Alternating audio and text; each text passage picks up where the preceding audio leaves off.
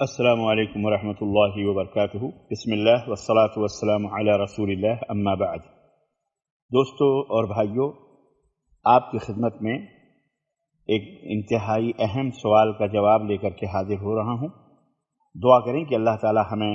سمجھنے اور اس کے مطابق عمل کرنے کی توفیق عطا فرمائے۔ سوال یہ ہے کہ آج کل کے اس زمانے میں لوگ سوال کرتے ہیں کہ اگر مردوں کے لیے 4 شادیاں جائز قرار دی گئی ہیں اسلام کے اندر، تو عورت کے لیے ایک ہی شادی کا حکم کیوں ہے؟ میں اس سوال کا جواب کئی ناحیوں سے اس کا جواب دینا چاہوں گا۔ میں سائنس کے دائرے سے بھی اور کچھ قرآنی معجزات، لیکن اس سے پہلے میں ایک دو بات میں عرض کرنا چاہوں گا۔ سامعین کرام، آپ یہ بات اچھی طرح سے جان لیں کہ اللہ تبارک و تعالیٰ کا ہر حکم، اللہ اور اس کے رسول کی ہر بات حکمتوں سے بھری ہے، چاہے وہ ہماری سمجھ میں آوے چاہے نہ آوے۔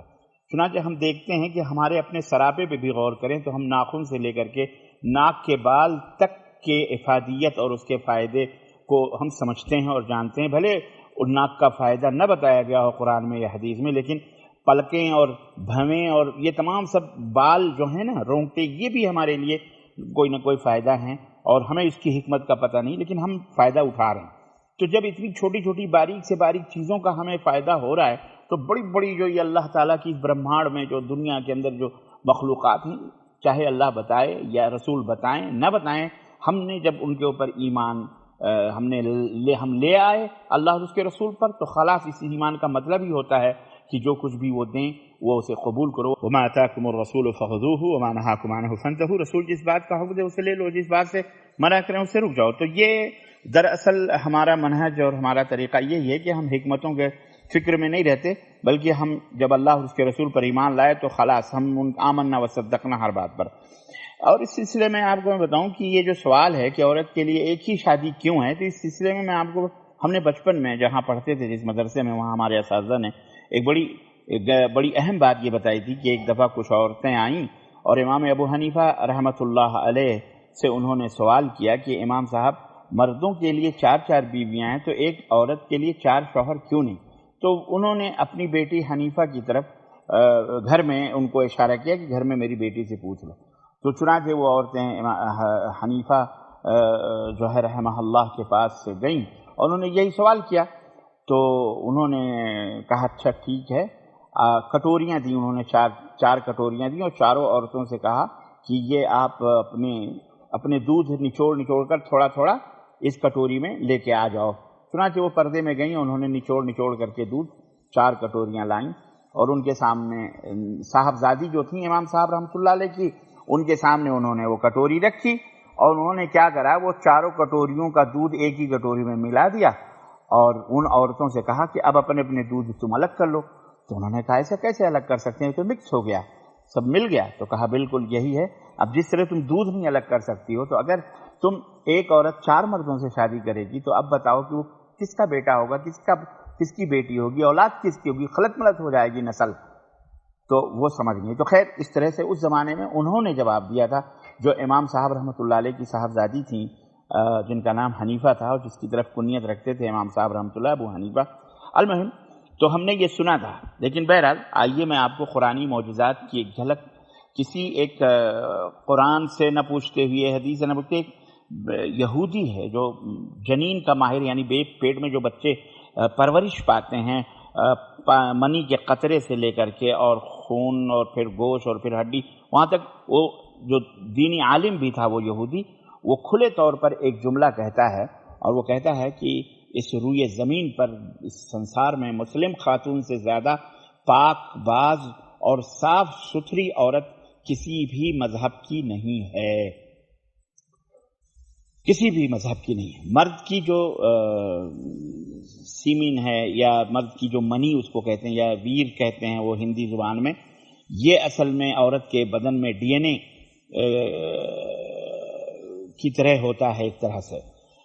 چنانچہ پورا واقعہ یہ ہے کہ البرٹ انسٹائن انسٹیٹیوٹ سے منسلک ایک ماہر جنین یہودی جو پیشوا رابرٹ گیلہم نے جب اسلام قبول کیا، اس کا نام رابرٹ گیلہم تھا، اس نے جب اسلام قبول کیا، اس کا اعلان کیا، تو اس نے اس کا سبب بھی بیان کیا کہ میں نے اسلام کیوں قبول کیا، اور اس کا سبب یہ تھا کہ قرآن میں جو مطلقہ عورتوں کی عدت بیان کی گئی ہے، جب میں اس سے واقف ہوا، اور عدت کے لیے جو 3 مہینے یا 3 حیض کی جو اسلام نے تحدید کی ہے، اس کے پیچھے کیا حکمت کار فرما ہے، جب میں نے اس کے اوپر ریسرچ کیا، اسٹڈی کری، تو اس سے شناسائی حاصل ہوئی کہ اللہ کا فرمان المطلقات یتربصن بانفسہن ثلاثۃ قروء، سورہ بقرہ آیت نمبر 228، کہ مطلقہ عورتیں اپنے آپ کو 3 حیض تک روکے رکھیں۔ اس نے کہا اس آیت نے ایک حیرت انگیز جدید علم ڈی این اے کے انکشاف کی، میرے لیے راہ ہموار کی، اور یہ پتہ چلا کہ مرد کی جو منی ہوتی ہے، ویر ہوتی ہے، وہ پروٹین، مرد کی منی میں جو پروٹین ہوتی ہے وہ دوسرے مرد کے مقابلے میں 62% مختلف ہوا کرتی ہے، اور عورت کا جسم ایک کمپیوٹر کی مانند ہوتا ہے۔ جب کوئی مرد ہم بستر ہوتا ہے، جمع کرتا ہے اپنی بیوی سے، تو عورت کا جسم مرد کی تمام بیکٹیریاز کو جذب اور محفوظ کر لیتا ہے۔ اس لیے طلاق کے فوراً بعد اگر عورت کسی دوسرے مرد سے شادی کر لے، یا پھر بیک وقت کئی لوگوں سے جسمانی تعلقات استوار کر لے، تو اس کے بدن میں کئی ڈی این اے جمع ہو جاتے ہیں جو خطرناک وائرس کی شکل اختیار کر لیتے ہیں اور جسم کے اندر جان لیوا امراض پیدا ہونے کا سبب بنتے ہیں۔ اس نے کہا کہ سائنس نے پتہ لگایا کہ طلاق کے بعد ایک حیض گزرنے سے 32 سے 35 یعنی 32 سے 35% تک پروٹین ختم ہو جاتی ہے، اور دوسرے حیض آنے سے 67 سے 72 67 سے 72 تک آدمی کا ڈی این اے عورت کے رحم سے زائل ہو جاتا ہے، اور تیسرے حیض میں 0% 99.9 کا خاتمہ ہو جاتا ہے، اور رحم جو ہے سابقہ ڈی این اے سے بالکل پاک و صاف ہو جاتا ہے، اور بغیر کسی سائیڈ ایفیکٹ اور نقصان کے نئے ڈی این اے قبول کرنے کے لیے رحم جو ہے تیار ہو جاتا ہے۔ وہ کہتا ہے کہ ایک طوائف کئی لوگوں سے تعلقات بناتی ہے، جس کے سبب اس کے رحم مختلف مردوں کی منی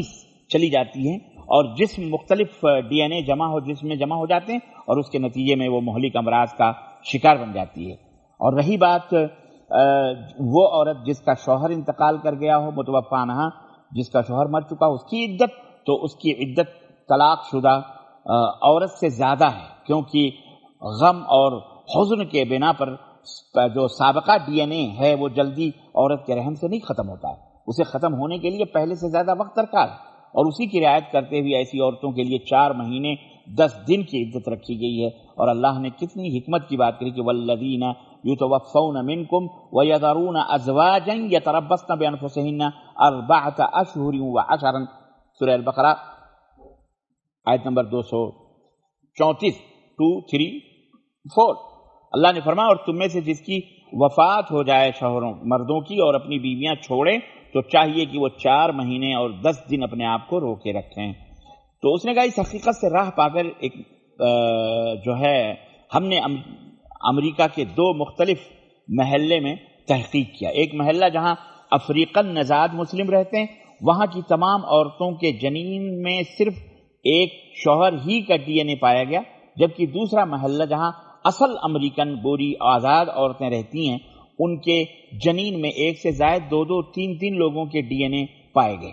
چنانچہ ڈاکٹر خود کہتا ہے کہ جب ڈاکٹر نے خود اپنی بیوی کا خون ٹیسٹ کیا تو وہ حیرت زدہ ہو گیا، چونکا دینے والی حقیقت اس کے سامنے آئی کہ اس کی بیوی کے اندر خود 3 الگ الگ لوگوں کے ڈی این اے پائے گئے، جس کا مطلب یہ تھا کہ اس کی بیوی اسے دھوکہ دے کر چپکے سے دھوکہ دے رہی تھی، اور یہ کہ اس کے 3 بچوں میں سے صرف ایک اس کا اپنا بچہ تھا۔ اللہ اکبر۔ اس کے بعد ڈاکٹر پوری طرح قائل ہو گیا کہ صرف اسلام ہی وہ دین ہے جو عورتوں کی حفاظت، عزت، تکریم اور ان کی قدر و منزلت اور سماج کی ہم آہنگی کی ضمانت دیتا ہے، اور اس بات کی بھی ضمانت دیتا ہے کہ مسلم عورتیں دنیا کی سب سے صاف ستھری، پاک دامن و پاک باز عورتیں ہوتی ہیں۔ الحمدللہ الحمدللہ الحمدللہ۔ دوستو اور بھائیوں اور میری ماں اور بہنوں، اور غور کریں کہ اسلام کتنا عظیم دین ہے کہ ایک یہودی نے جب یہ ٹیسٹ کیا اور صرف عدتوں کے اوپر اس نے اپنا ریسرچ کیا تو اللہ نے اسے ہدایت دی۔ اللہ ایسے لوگوں کو ہدایت دیتا ہے جو ہدی للمتقین، جو اللہ تک پہنچنے کی آرزو رکھتے ہیں۔ لیکن جو لوگ اللہ کو گالیاں دیتے ہیں، اللہ کے دین کو جھٹلاتے ہیں، قرآن کو جھٹلاتے ہیں، دلوں میں تعصب اور بغض اور حسد رکھتے ہیں، انہیں کسی دنیاوی لالچ اور مال و دولت کی ہوس ہوتی ہے، ایسے لوگوں کو اسلام نہیں ملتا ہے۔ بلکہ جو لوگ واقعی راہ حق کے متلاشی ہوتے ہیں، صحیح راستے کے مارگدرشن کرنے کی فکر کرتے ہیں، اللہ انہیں ہدایت دیتا ہے۔ اللہ عز و جل پوری دنیا کو ہدایت عطا فرمائے۔ اللہ ہمیں اپنے اسلام سے، دین سے محبت کرنے کی اپنی ماں بہنوں کو توفیق عطا فرمائے، ہم سب کو توفیق عطا فرمائے، آمین یا رب العالمین۔ وصلی اللہ علی نبینا محمد وعلی آلہ وصحبہ اجمعین، والسلام علیکم ورحمۃ اللہ وبرکاتہ۔